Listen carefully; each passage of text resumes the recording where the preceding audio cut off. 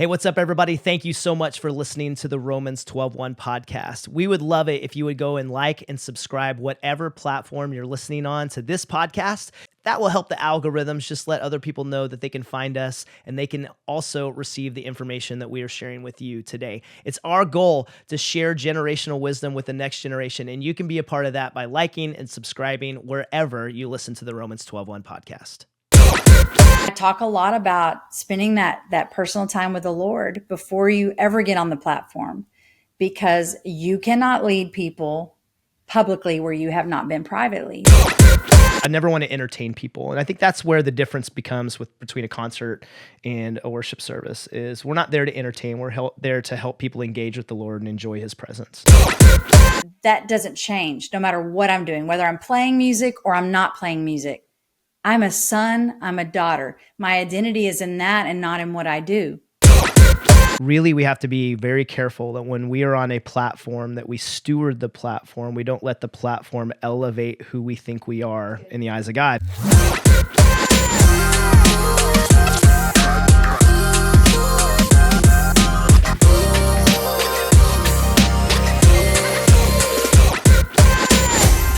What's up, everyone? Welcome back to the RomansTwelveOne Podcast. We're your host, Mr. RomansTwelveOne, Tim Tibbles. I'll never stop saying it. I'm not even sorry. And Marti Benda. What's up? Legendary father-daughter duo. Yeah. How are you? Are you good? I'm good. So we've rolled out a few episodes, and I mean, most of the comments I get back are like how excited people are about this, but they always talk about you. Like, you guys stop it. I told you to stop it, and you didn't stop it. oh, your daughter's so You're going to cute. make me blush. Yeah, well, I'm pretty proud of you. So I actually had a friend tell me that the way we talk to each other, she was like, I wouldn't think that you were father and daughter. Are you serious? Which made me laugh.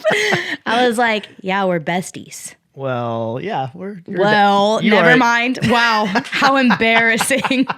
I'm not cool enough for my dad. You're way cooler than me. So, Please. Yeah. Please. Awesome. So what do we got going on today? Okay, well, we've got our interview with your friend. Yep, Amber Peairs is going to be on the show today. She leads worship at Gateway Church in Dallas and awesome. Has been in ministry for a very long time.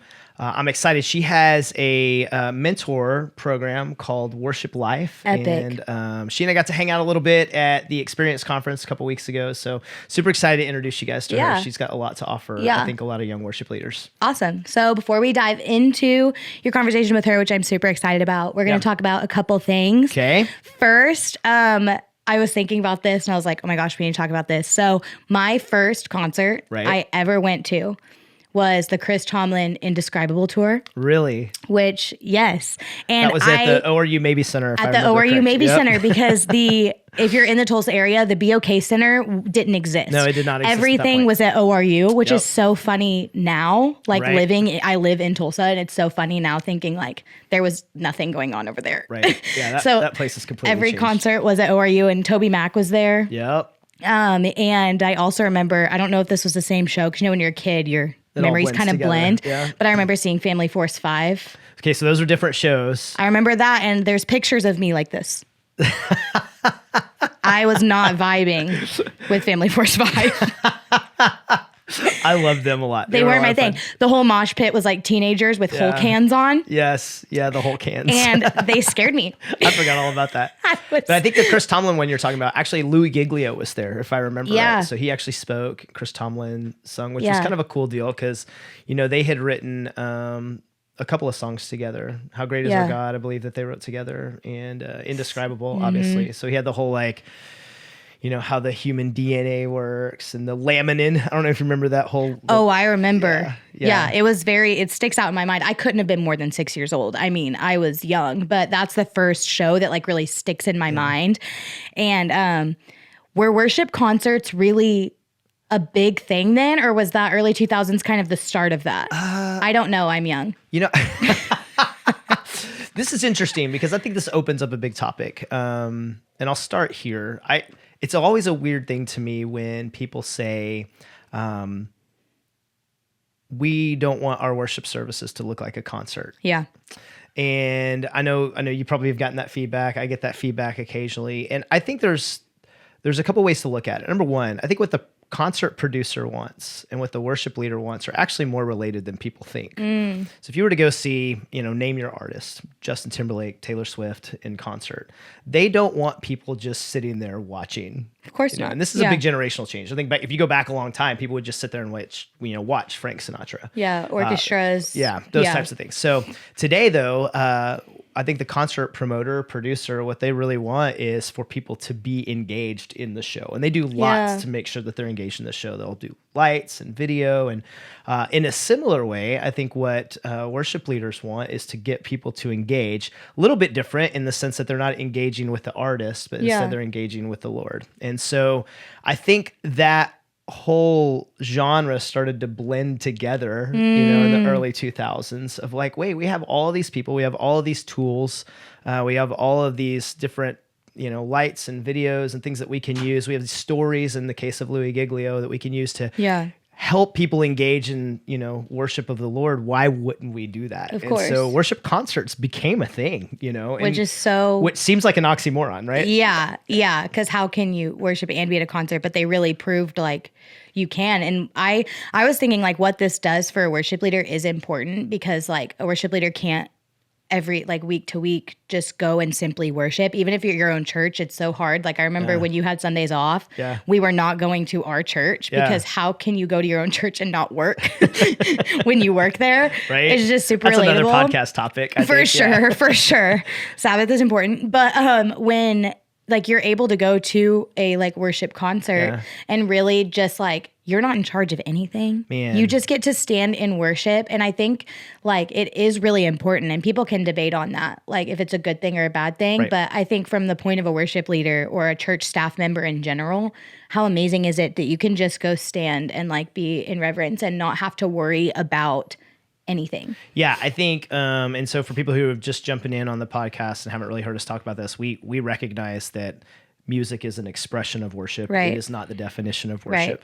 Right. So when we use words like worship concert or worship music, we understand that there's a broader context of what worship is. For sure. And I think as a worship leader at our church, when you were growing up, or the churches we work in now, our job is to engage the congregation with the Lord and bless the Lord together. Right. That's what we want. And music is one of the ways we do that. So whenever I can disconnect and be in a situation like a worship conference or a worship concert, we just got back from a worship conference. It's awesome to just be able to worship with the church without having to worry about any other details. Yeah. I'm not worried about whether the band is playing the right chords or whether the lights are working the way they're supposed to.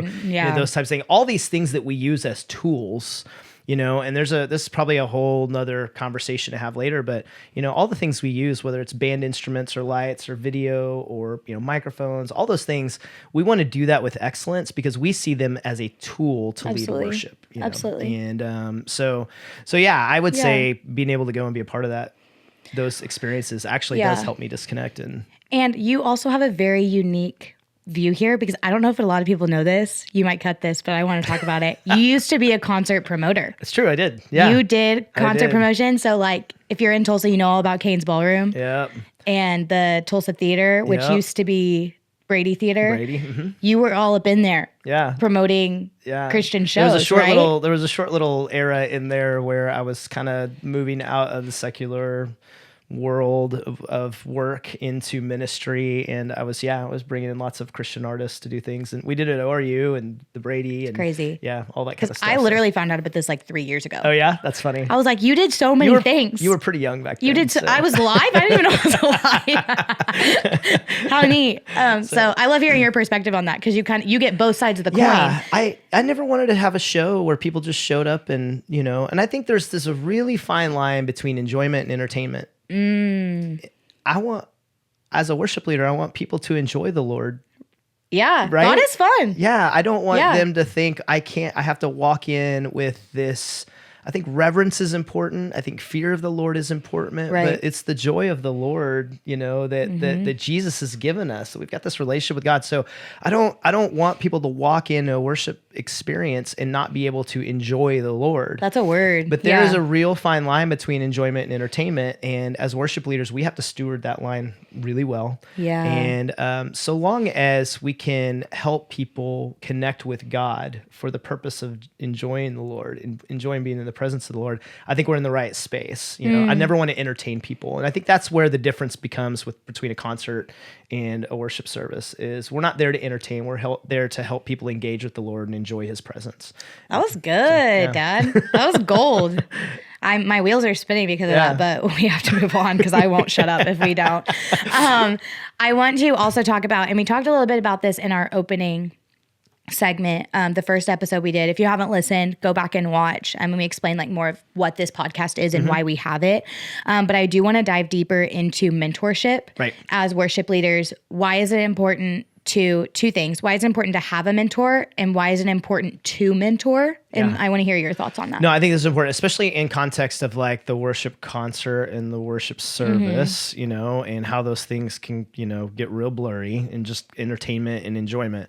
I think having a mentor that can help you walk through and navigate those things.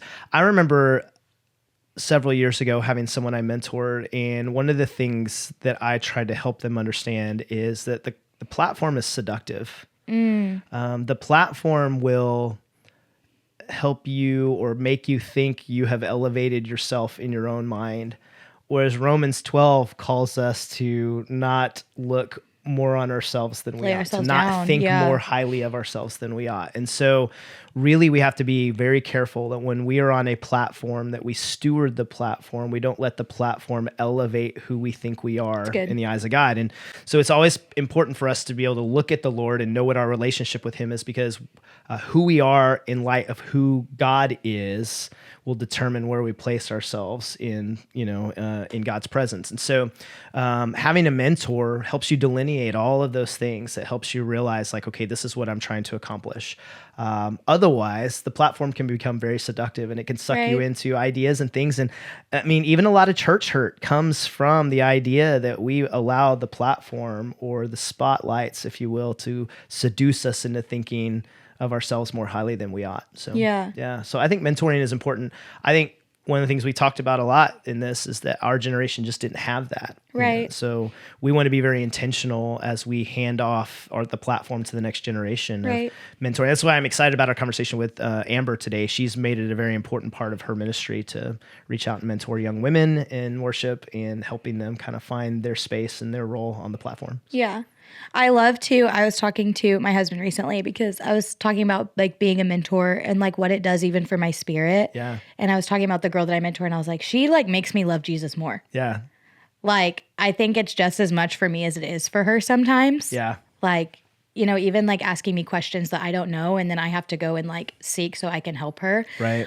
Gives me a better understanding of like who I am as a leader, as a Christian, as just a Jesus follower. Yep. Like, I think mentorship is so important. Yep. For your heart, for your spirit. And that's obviously the first thing that you want to take care of when you're in any leadership position, but especially as a worship leader, like your heart and your spirit have to come first. Yeah. I've always heard it said that everybody should have a Paul, a Timothy, and a Barnabas. Yeah. Right. So Paul would be the guy who's mentoring you.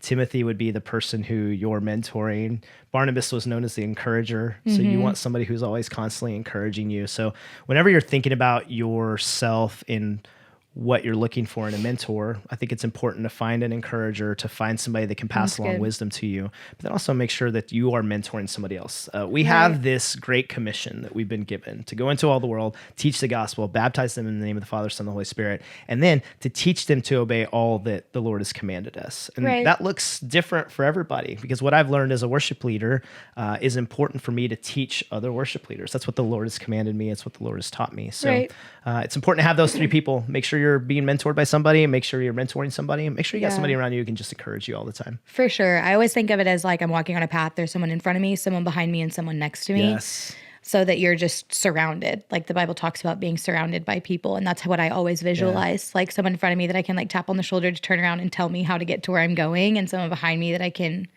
repeat it to. And someone just with me. Yeah. Just having someone next to me. That's how I always thought about it. That's great. That's really good. Okay. So I want to talk about modeling worship. how you model worship for the people you're mentoring, for the people in your congregation.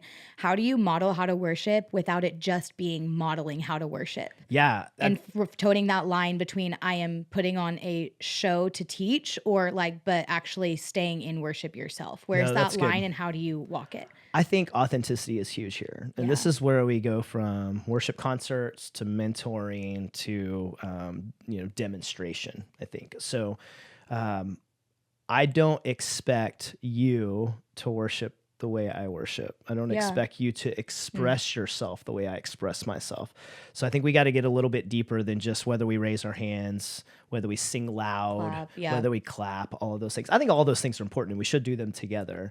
But when it comes to modeling worship, what I'm really trying to teach you is, are you willing to give everything you have in that moment when you're meeting with the Lord? Whatever that looks like. Whatever that looks like. That is what worship is. It's laying ourselves down as a living sacrifice. So for me, it's really more of a heart thing. I do think if it's important to kind of measure ourselves in situations. So if I hear from dudes a lot, I'm not that emotional. And then I go to football games with them and I watch them lose their minds. Emotion to some is not emotion to others. Right, exactly.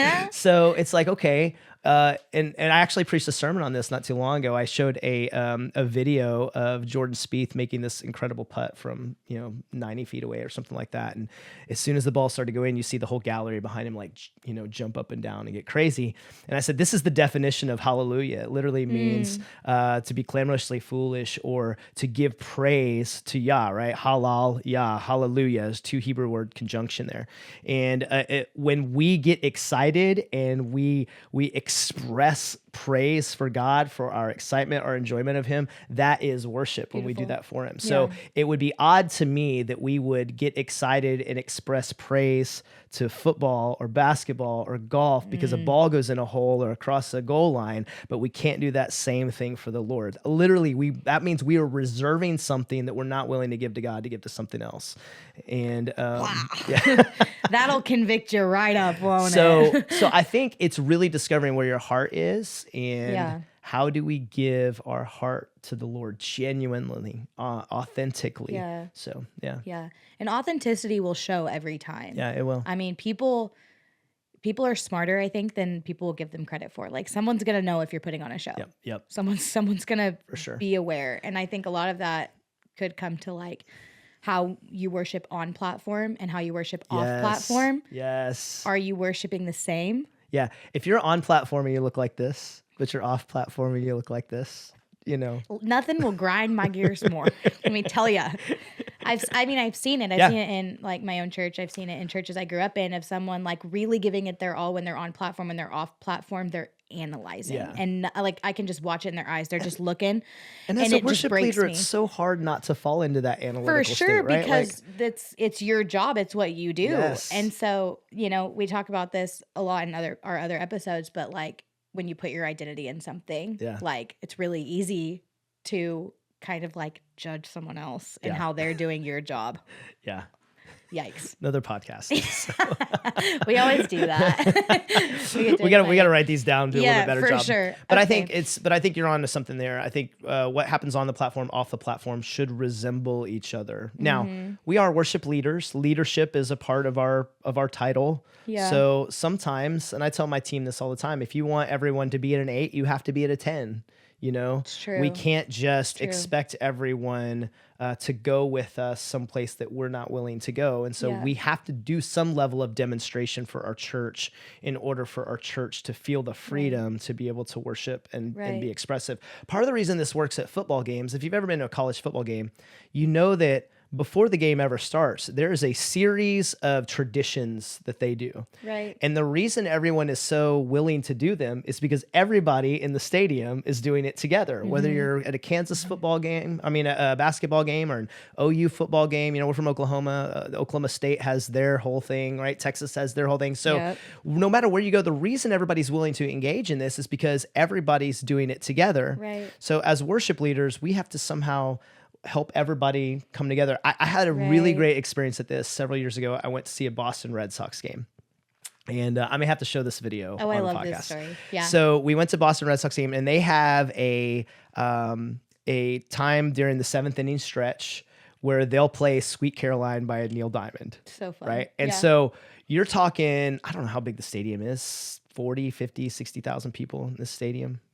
And all of a sudden that song starts going, Neil Diamond starts singing. And then all of a sudden the whole crowd, whole stadium starts singing along. And I'm caught up in the moment, but I'm thinking at the same time, like as we're all singing Sweet Caroline, bum, bum, bum, it's hard not to. That song comes on like you can't be quiet. Yeah, you can't. And everybody's singing along thinking, why can we do this here? Yeah. But we can't do this. Awkward for you in church. Yeah. Yeah. No, I guarantee you, and there's no statistical, this is just me making an assumption here.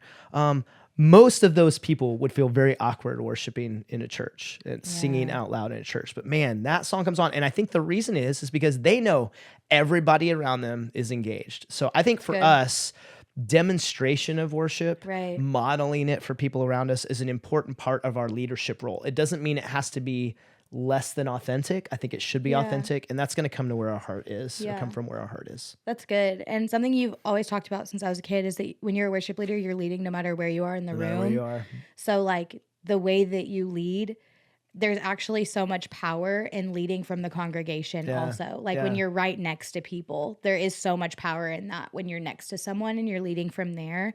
And that leadership is just as important, I think, if not more important than being up on the platform. Yeah, I would agree. I think sometimes just having somebody in the seat next to you doing something makes it a lot easier for us to do it. And so if you're a worship leader and you're off the platform one day and you're able to lead in the seats, I think it has, you're right, probably a greater impact than the person up top. The people up on stage are supposed to act that way, right? The person sitting next to you, they make it more comfortable for you to be able to do that. And I think especially when this comes to mentoring, demonstration, modeling, like we have the opportunity to lead from every seat we're in. We have to take that opportunity seriously, whether we're in the seat or whether we're on the platform. For sure. And I love seeing people in the sound booth worship. It's probably one of my favorite things. Yeah. If you're on Pro Presenter, maybe like, maybe don't go too crazy. Maybe don't go too nuts. It's funny you say that. I say the person running Pro Presenter is the most important worship leader in the room. Oh, right. Oh yeah. If those lyrics don't show up on time, everybody stops singing. Especially like one of the my current jobs at church is the worship screens, and sometimes I like to do really crazy screens, and like the Pro Presenter people are like, "You're killing me," but it's fun for me. Yeah. So I'm always, it's hard for me even sometimes, like when I'm in the congregation to like sit and worship because I'm like watching that screen. Right. Are they going to hit it? Are they going to hit it? Are they going to hit it? That's funny. And when they do, I'm like, yes. Okay, now I can worship. Right.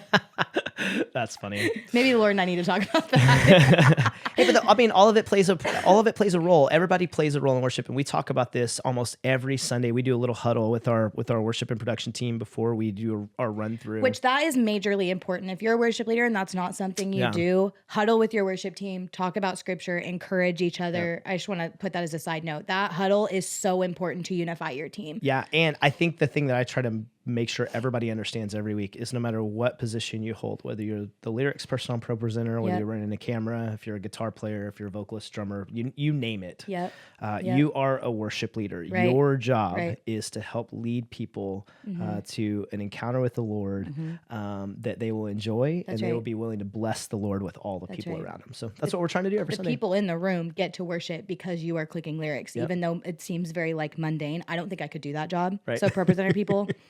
It definitely takes shout out to Pro Presenter. Shout out to Pro Presenter people because the job is just not for me. I'm not the one. I'm too ADD. I'm just not the one. Yeah. But the Pro Presenter people, they're legends. Yep. And it's some of those jobs that feel the most mundane, standing there holding a camera for a live stream, can seem like mundane, but someone's at home and got to worship because they see the lyrics on the screen and they see a screen. Well, I told the story a couple weeks ago. We literally have people in prisons all over. It's beautiful. They're tuning in our live stream every week and worshiping with other prisoners.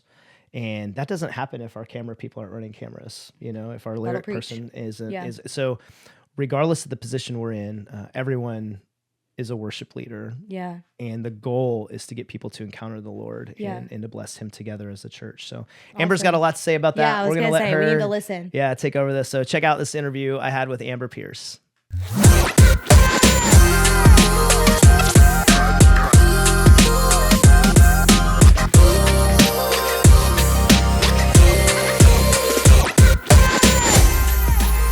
everybody. Welcome to the Romans 12:1 podcast. I'm super excited about my next guest. Her name is Amber Peairs, and she comes from the great free state of Texas.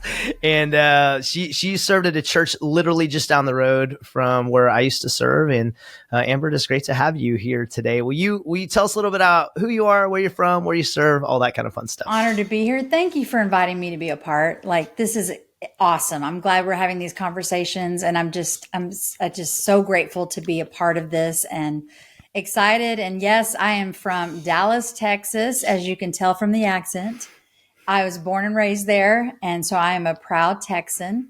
But I also have a love for the whole world. Like, I love traveling, so I love going to other states and other cities and experiencing different cultures and things, because I have been in Dallas my whole life. So, but I love it here. I have been in worship ministry for over 35 years. Currently, I've been serving at Gateway Church for the last 19 years and lead worship. Occasionally, actually, I'm more traveling on the road, so I'm not there as much serving in the local church. I have been filling in at some of our churches that didn't have a worship pastor at the time, so I've been helping out some churches in that way as well. And then just launching the Worship Life, the new ministry that God called me to last year. I love it. Tell me a little bit about the Worship Life. What is that? It is a ministry that helps equip, empower, and encourage worship leaders all over the world. Like I said, I have a missions heart. I've always loved going on mission trips and pouring in and investing in people in other countries and other cultures that may not have the resources that we have here, that may not have access to worship conferences, like every time you turn around, there's another worship conference. And I know a lot of countries that they don't even have those.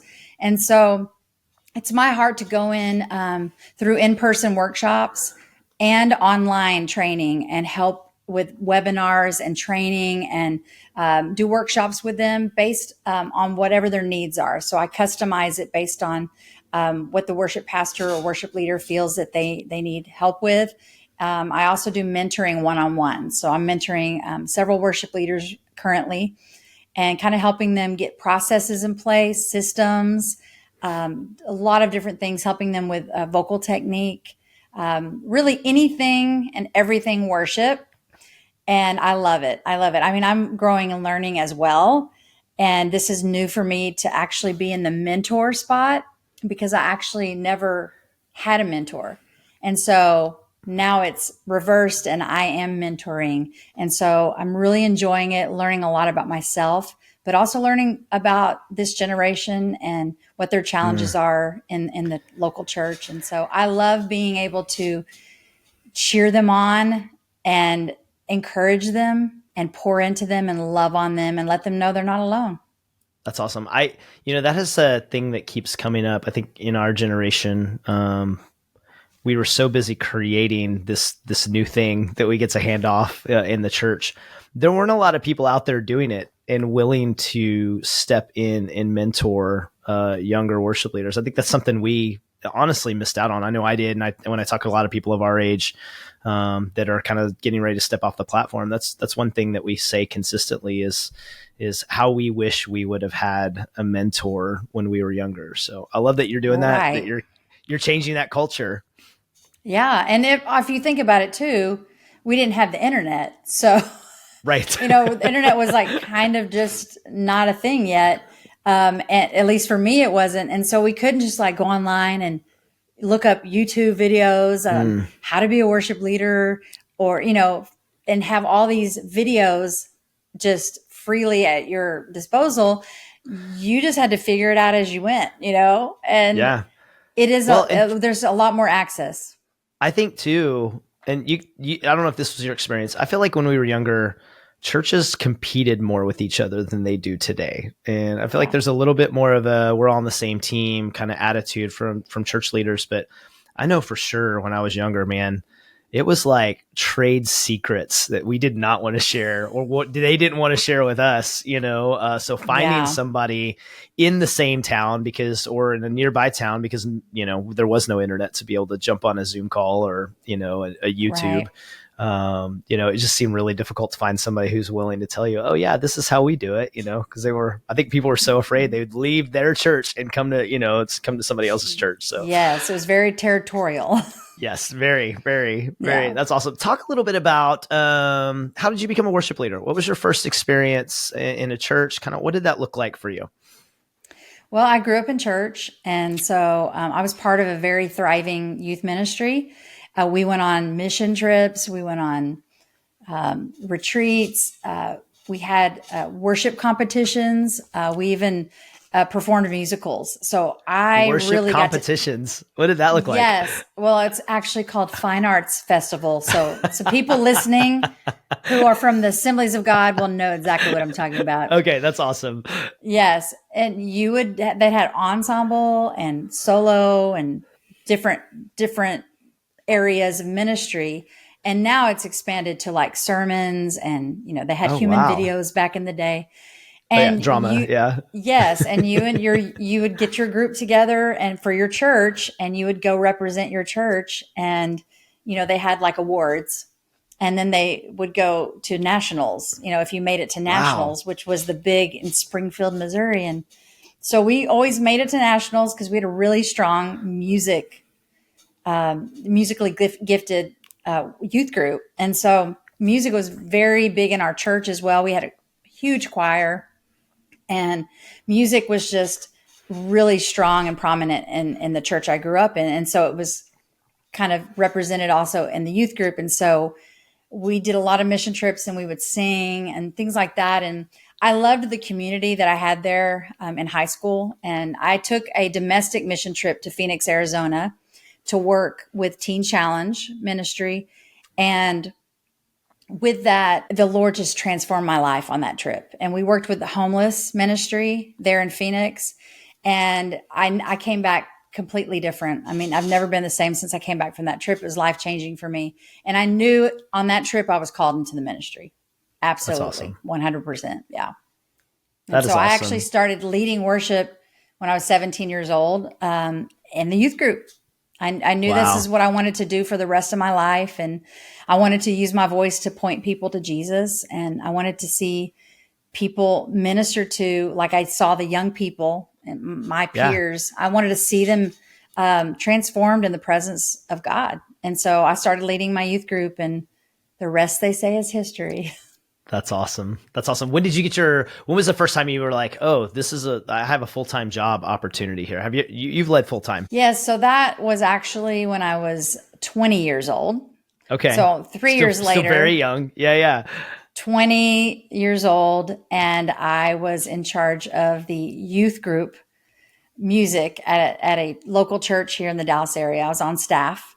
And then because the music director left, at 22, I got to take over the choir. Wow. So that was fun. Yes. I just got thrown into it. Didn't know what I was doing, but it was fun. It really was. I learned a lot. How, what looked different? How did things look different then than they look now for you as a worship leader? I would say definitely back then, a woman in worship ministry leadership was a rare thing. It was very rare. I actually had a lot of pushback early on in my ministry, being a worship leader as a female. And I was kind of naive to it, actually very shocked, because in my mind, Darlene Check, she was my inspiration. And Darlene Check, I looked up to her. And so I thought, well, Darlene Check is everywhere. And so I thought this is a normal thing, but I actually got some negative comments from some people in the church that didn't like that I was a female leading worship, and they had an issue with that. And I was like, wow, that's a thing. And to see it's not completely turned 100% around, but it's shifted a lot. And obviously lots of women in ministry today And I love seeing that. It's so the culture has shifted a lot. Yep. And so that's one thing very different. And I love the passion and abandonment that I see in the youth today, which I didn't remember seeing that in my youth group. Like we sang, we worshiped, but there's just an abandonment. And it feels like we were trying to get there when we were younger. But it there felt like there was a formality, you know, even in churches that weren't what I would call high church, you know, Methodist, Catholic, you know, there was this formality to what we did. It's like, okay, now you're going to sit and you're going to read your scripture. Now you're going to take communion. Now we're going to stand together. We're going to sing this song. Then we're going to sit back down. Right. It feels like today it's expressive, and I would agree. I don't know if that was a generational thing or if it was a culture of our churches back then, but you're absolutely right. It feels like today it's like, okay, we're just gonna, and I think our generation fought for that, right? Like that's what we wanted. We used to sing songs about, you know, that we would be abandoned, you know, to our faith, and so yeah, that's a great observation. Whereas if you think about it, back then we were so confined to just our church. That's all I knew was the expression of worship at the house that I was in. And I didn't really see much outside of that, like you would today, where you have worship videos, you know, you turn on YouTube and it's just expression and worship, and you have concerts now. And so I think there's a lot to be said of also young people growing up seeing that modeled, which can be contagious. And we didn't really have that. Was there ever a conversation in your church about, so I grew up Church of Christ. I've said that a couple of times on a couple of these podcasts now. We were non-instrumental, you know, and we would always have conversation about what was appropriate in worship, you know. I mean, and to your point, whether women could stand up front or not and sing was a part of those conversations. But there was also, is it okay to clap? Is it okay to raise our hands? You know, were those conversations happening, you know, about what expressive worship was appropriate and what wasn't? Not very much. Assembly of God, right? Yeah. Exactly. It was it was whatever house you were in and that expression. And it could vary from, you know, even within the denomination, it could vary. You could go to another church in another state and it was maybe a little more reserved, or you go to another one and they were a lot more expressive, way more expressive. We were kind of middle of the road, moderate, now looking back, you know, but that's all I knew. So if people raise their hands, I'm like, oh, okay, we raise our hands here. It was never talked about. There wasn't a lot of teaching about worship like there is today. Like I said, I remember maybe one worship seminar that I went to in my younger years. They weren't around like they are today. So there weren't resources or a lot of modeling going on for me to even compare. So I just knew what was in my little bubble and watching other people and like, okay, so this is worship. Because I actually grew up in a Baptist background and we just sang hymns. And so we didn't express with raising our hands, and we didn't express by singing songs that were, you know, looking at lyrics, you know, on the projector. I wasn't used to that. So then as I was a teenager and we changed churches, I was like, this is different. This is very different. But it intrigued me. The musician and the songwriter and it intrigued me, like, wow, these songs are like very personal. As the deer pants for the water. Like, wow. Oh, this is beautiful. And I wasn't sure what to think about the raising hands and things like that. But as time went on and I just fell in love with the Lord more, I just started to express more, and it became organic and authentic for me. But it took time to get used to that. So obviously you got the opportunity to see different expressions in some of the different churches you were in, some of the different, you know, competitions you were in. Where did you find mentorship? Where did you find people that could help you kind of explore that, and what was biblically good and spiritually good, and what wasn't? How did you culminate, the idea of leading worship and what that looked like for you? I think if you're talking back in my teenage years, I really did not have a mentor. And most all of the people around me that were in worship leadership, all of them, they were men. They were older men. So, like, again, I didn't have anything to compare it to except at the time more Christian music. You talk about CCM music. Yeah. That was more kind of, I meshed the worship and the Christian music together. Like, so Amy Grant in my mind, like Amy Grant, that was Christian music, worship, all the same. I didn't even really you can worship understand. to El Shaddai, right? Like Exactly. But and we did, like, that was actually a song that they would play. But I didn't really understand, like, at that age, truly what worship was. I was still learning about I was more in performance mode because that's what I grew up, musical theater, very performance driven. And even though I had given my life to the Lord, I had a transformation happen on this trip when I was young, 17. When I came back, I still was dealing with living a little bit of a double life as a teenager. Yeah. And, going to church, singing, and then I would do other things after that were not walking, in godliness. And I had one foot in, one foot out. Yeah. And so with that, I didn't seek out mentorship, and I definitely didn't have anyone approach me to mentor me. So it was both ways. I wasn't looking to be mentored, right? Until I became a minister and a worship leader at 20. And again, I was still surrounded by a lot of men, but at that time, then I was starting to hear of Darlene Check and some other worship leaders that I would watch. And I would watch their videos, and I would see what's going on in the worship world. And I was like, okay, I know that sounds crazy, but like, that's really where I learned a lot about worship was watching old Hillsong videos of how they expressed. And to me, I'm looking at this going, this feels authentic. This feels genuine to me. Okay. I want more of that. Cause that was like, I think we all watched that. We were like, how do we get that where we are? How can they have that in that place? And how do I bring that home to our church? So for you as a female, to see another female doing that had to be huge. Oh yes. And I mean, she oozes authenticity. She's just, I just remember watching videos and just crying and saying, I want that. Yeah. And like, I want to see that in my church. I want to see that on my team. I remember those times. It was just a beautiful time of her mentoring me and not even realizing she was mentoring me.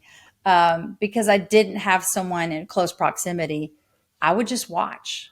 Yeah. And like I said, because I didn't have that, that's why it's very important to me to be that to someone else today. Yeah.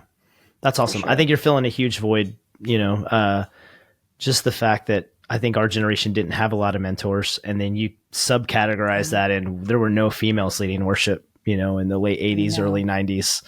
And to figure out where to find that would have even been more difficult in a season where there weren't a lot out there anyway. So that's awesome. These days, I can get one phone call a week of someone saying, hey, can we go get coffee and talk and chat? And, no one was doing that back then.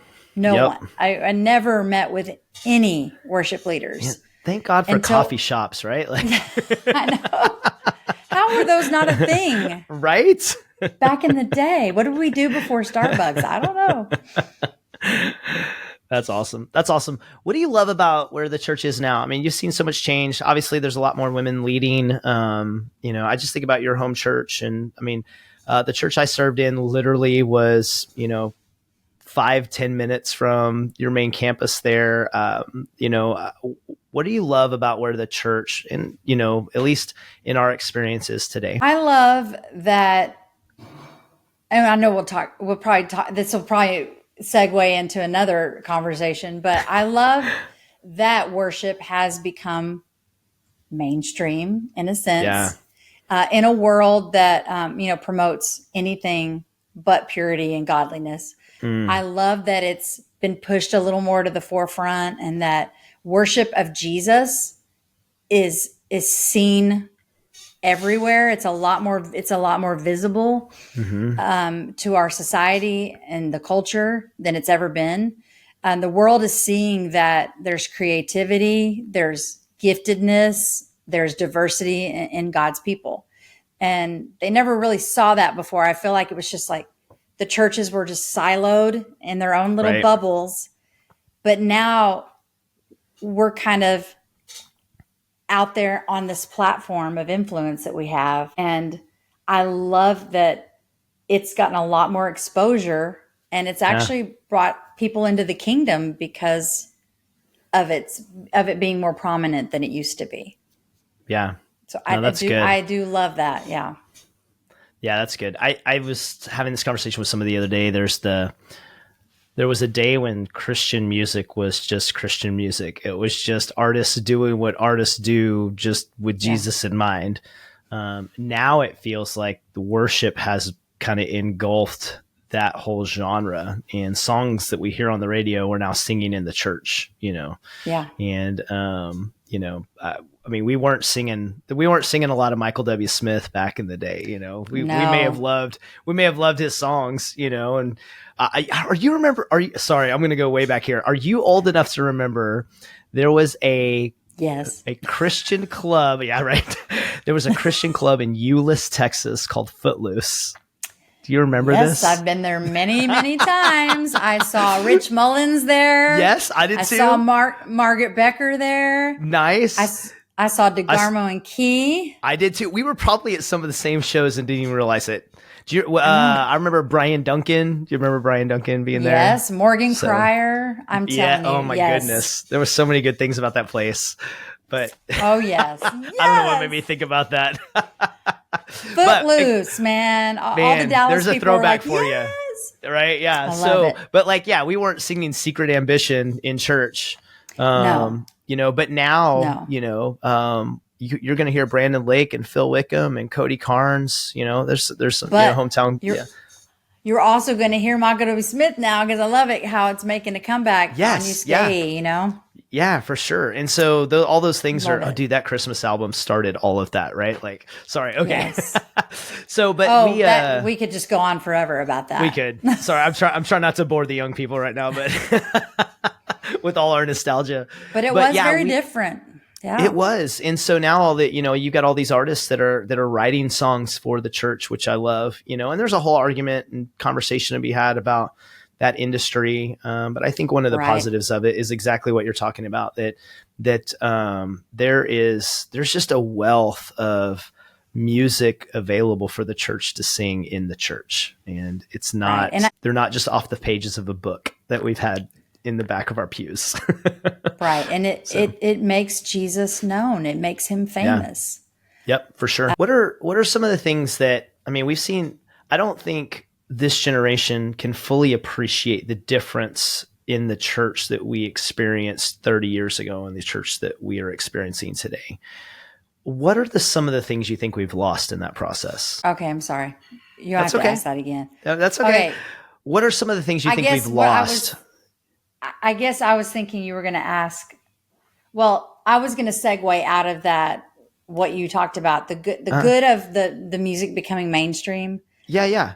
But then I was going to go to what we've lost because of that change. Yeah, no, go for it. Yeah. Does that make sense? I think that's a relevant conversation.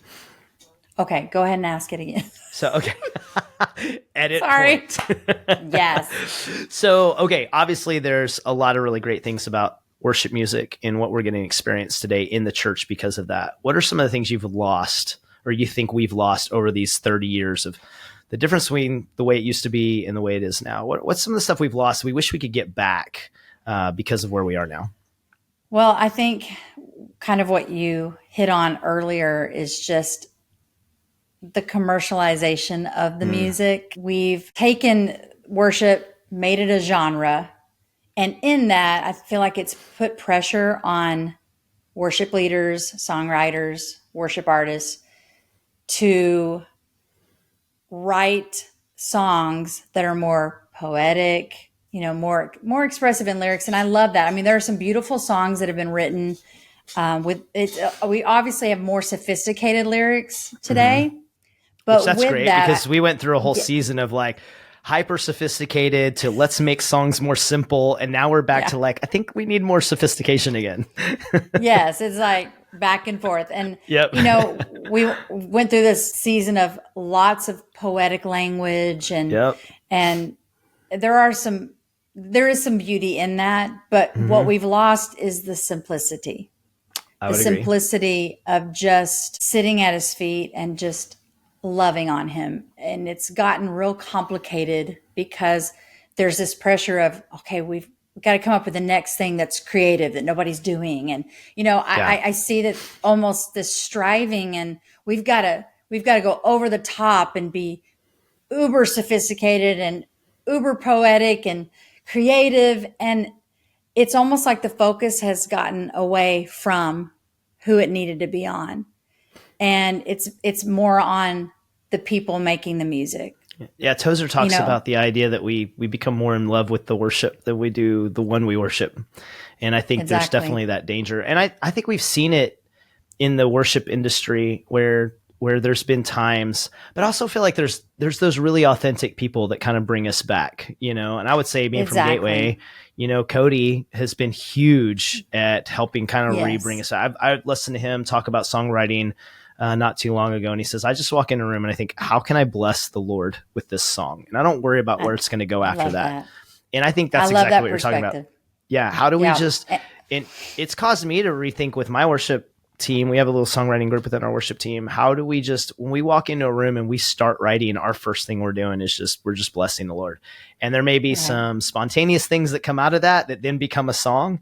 But if we don't walk out with a song, we're not mad because we weren't there really to write anything other than something that the Lord would be blessed by. So I agree, but I also see us moving back towards that, which I love because there are those people out there like you, like him, that are bringing us and pulling us back to that place.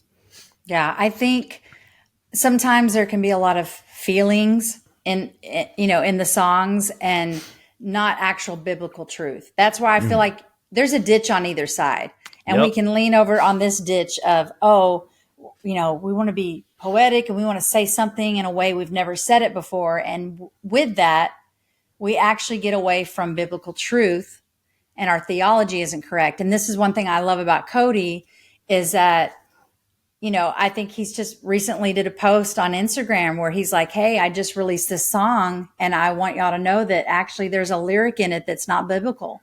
And I'm going to ask y'all to change the lyric. And I had so much respect for that to say, hey, I'm taking ownership that this somehow it's slipped. Got by me. It got by all of us, but I'm going to make it right. And I want us to make this right. And I love that because there is a responsibility that whether you write songs or you're a worship leader and you're choosing the songs, that they are theologically correct and that about the Lord and his character and about things that transpired. And if you're not sure, when in doubt, it's like, go check it out, but don't release it. Don't just sing it because you think it's cool. Like make sure that it's theologically correct. Yeah. Biblically I think Joel correct. Houston once said that we have the responsibility to put words on the lips of people that they will then give to the Lord, Exactly. and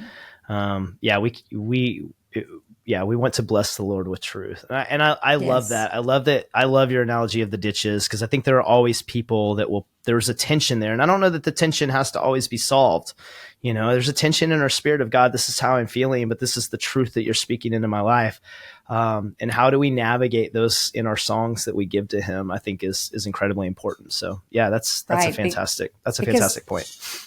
We need to remember that worship is about him And sometimes it gets more about us and our feelings. And there's times for those songs, but just being mindful that when we're worship leaders, our responsibility is everyone's corporately together. And we want people to see Jesus. We want people to connect with his presence and to point people to him. So that's what I loved about songs 30 years ago. Heart of Worship. Yes. The story behind that song is amazing. I know. And then As the Deer, or I Love You, Lord, I Exalt Thee. They were so simple. And I think that's why they're making a comeback now. Yep. Where a lot of the young people are like, oh, this is a new song. And we're like, this is not a new song. We've been doing this forever. They love the simplicity of these songs from 30 years ago, 40 years ago. Keith Green, like, oh Lord, you're beautiful. That song Your face is all I love seek. that song. Yeah. Yes. Simple, vertical about him. And there's just something you can't go wrong when I'm not saying they all have to be that, but to not forget that and you can bring that into today's worship. I'm really big on multi-generational songs and introducing them to the younger generation, but also introducing the new fresh songs to the older generation. Yeah, I agree. And there's definitely a season that when this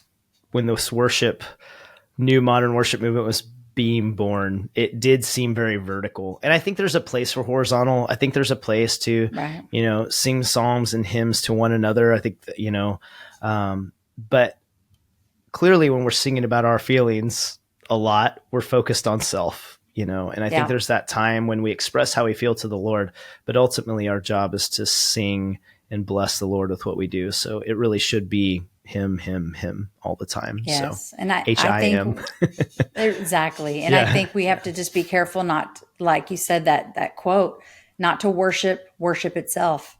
And I didn't see that back then. And today we have to be careful because it is so saturated. Our world and our culture and our church culture is so saturated with worship artists and the whole celebrity status, and to be careful not to worship the worship itself. And I've even been guilty. I know if we're all honest, we've all been guilty of, man, I love this song and I love this moment and I love the way everything sounds.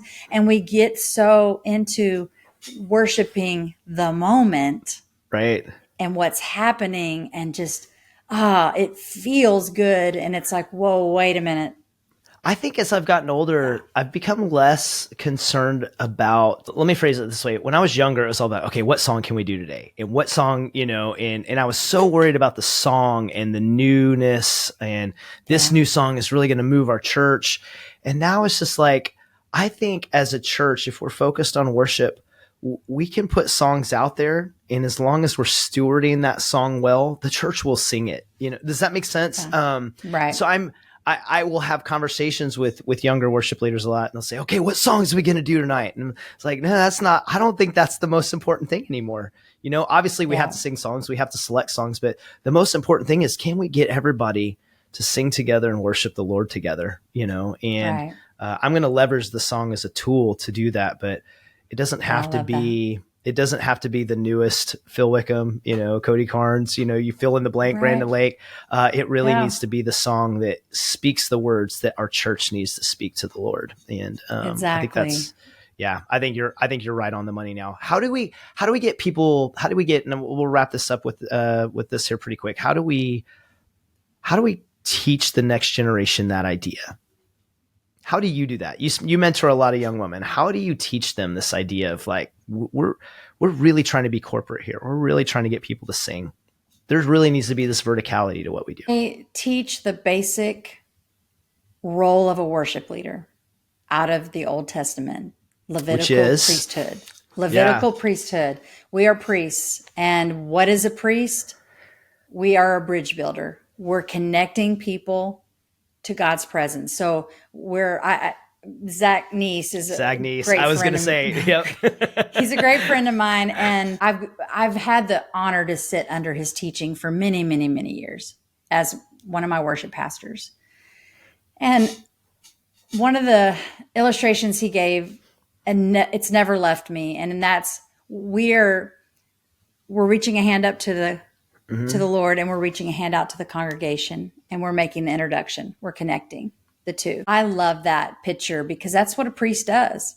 Yeah. We're bridge builders. And so I explained to them that role and what comes with that role. And that role is a dual role. It's a horizontal role and a vertical role.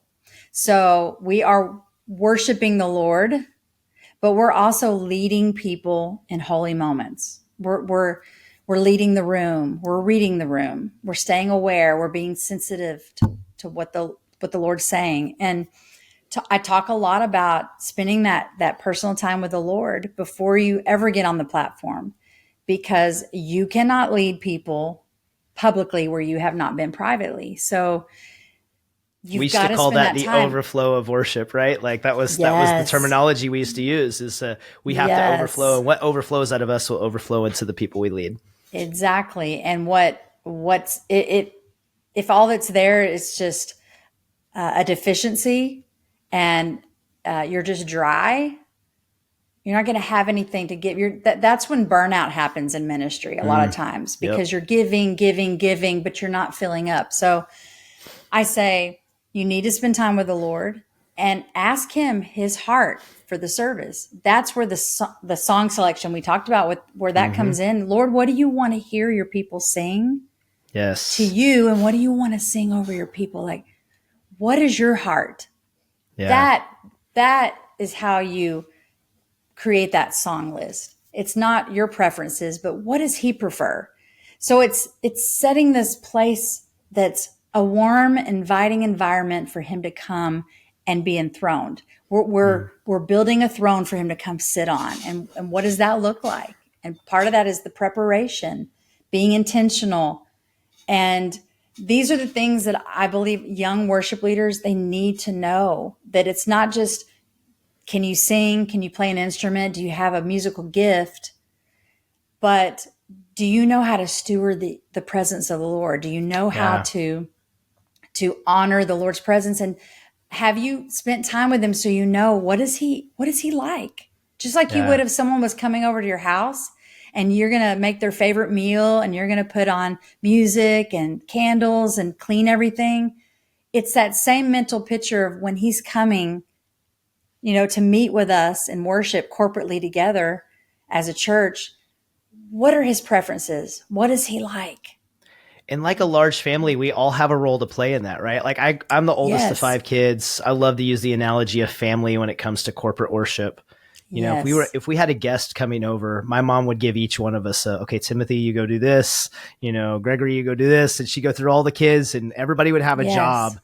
And I think one of the things that I learned from Zach's niece, which by the way, if you're listening to this, I cannot recommend highly enough How to Worship a King. It's a book by Zach Niece, who obviously Amber gets to work with. And it in a lot of ways opened up my mind to a lot of great ideas on how in really concepts on how we lead. And one of them is the idea of the Levitical priesthood. If you look at when God established Israel in the wilderness, he set them up in their little tents and their little formula, how he wanted them set up. And then he's began to give each one of them a role. And even within the Levites who were in charge of the temple, their responsibilities were broken down into each, into roles. And so you had a group that was supposed to take care of the Holy of Holies. And then you had a group that was supposed to take care of like the basin and the altar and the whole, and all of that. And what I find amazing is there was a group that was supposed to take care of the curtains. But then there was a group, their only job was to carry the poles. That was it. They took the poles, they set them in the stands. That was their job. And here's the thing I think I've always missed about that worship in the Holy of Holies doesn't happen if that one person doesn't set the pole in the right place. So that job may not be the fancy job. It may not be the one where, they get to take care of the altar or the brass, tools that go on the altar. But the Holy of Holies doesn't exist if that one Levite doesn't set that pole in the right place. And so that job is exponentially as important as anything that happens there. And so we all have that role to play. And we get to do that together for the purpose of bringing God's children, to worship him. And so I love that. Yeah, it's and so good. I share that we're royalty and that we're children of God. So that's our position in the family. Yeah. We're sons and we're daughters. That's that identity piece that we have to have as worship leaders, to know our identity in Christ as a son and a daughter. And then our function is priest. That's our role in the kingdom. And I break it down like that so that they understand, like, oh, I'm a son, I'm a daughter. That doesn't change no matter what I'm doing, whether I'm playing music or I'm not playing music. I'm a son, I'm a daughter. My identity is in that and not in what I do. And then when I'm at church and I'm playing and I'm singing and I'm helping steward the atmosphere, like, priest is my role. That's my function in that moment. And there may be seasons where you have other roles, but when we're on the platform, we're a priest. And yes, whatever that looks every like. Single role is important. Exactly. Yep. Yeah. Whether you're playing an instrument or whether you're holding the cable for the camera guy, right? Like, production, everybody has that function. Everyone is a part of stewarding the atmosphere. Yep. And we talk a lot about that on our team. I love that. The idea that everyone's a worship leader, regardless of what role you play. Our pastor talked this week about there's a guy that's been in a nearby prison that's been watching our services and has got a whole group of guys in his prison watching. And we had no idea this was happening until recently. And I get to look at my production team and say, that doesn't happen if you're not running that camera, if you're not running those lyrics, those types of things. And so regardless of the role we get to play, everybody's a worship leader. And it really does impact and set the atmosphere when we take on that responsibility. And what an important thing to talk to in this world of confused identity, that we are sons and daughters. So really, really great stuff. Well, I feel like we could do a whole nother podcast, and we probably will, just on those topics right there. Probably. But I just want to say thank you for doing this today. Tell me how people can connect with you, how they can be a part of your mentor program, and how they can get a hold of Amber. Sure. You can visit theworshiplife.com and connect with me there. You can see what conferences I'm going to be speaking at. I'm going to be at about 4 conferences this fall. So, and they're all over the United States. So if you're in one of those cities, Orlando, Chicago, Denver, or Dallas, I would love to meet you. So that's where you can find out where I'm going to be as far as conferences. And then also you can look up the mentoring packages and the in-person workshops, and all that information is at theworshiplife.com. That's probably the best way. And then also connect with me personally at Amber Peairs for Instagram. That's usually where I spend most of my time posting content, encouraging worship leaders, vocalists, musicians, even production teams. Because like I said, I don't forget them because they are part of the worship team. Yes, they are. And then I have a YouTube channel, Amber Peairs, and where I have English and Spanish worship there, but I also will have some instructional videos. That's awesome. And we'll have a link to that in the show notes. So all that'll be there in case you don't know how to spell Amber's last name. It's not like it sounds. Here, everybody in the world, listen here. It's the vegetable P and then the Internal Revenue Service. So PIRS. There you go. PEAIRS. That's awesome. There you go. See, you'll never forget it now. That. That's great. That's awesome. My husband from years of it getting misspelled. He's like, just tell him the vegetable P and the IRS. I'm like, got it. Love it. That's awesome. That's amazing. Well, hopefully we can get to Tulsa soon. I'd love to see you in person. Yes. And if not, I'm sure we'll run into each other when I'm visiting the homeland. So absolutely. Please come and we'll take you to some barbecue. Yes. All right. Awesome. Well, thank you for joining us today. Really appreciate you guys. Everybody go check out The Worship Life and Amber Peairs. Thank you.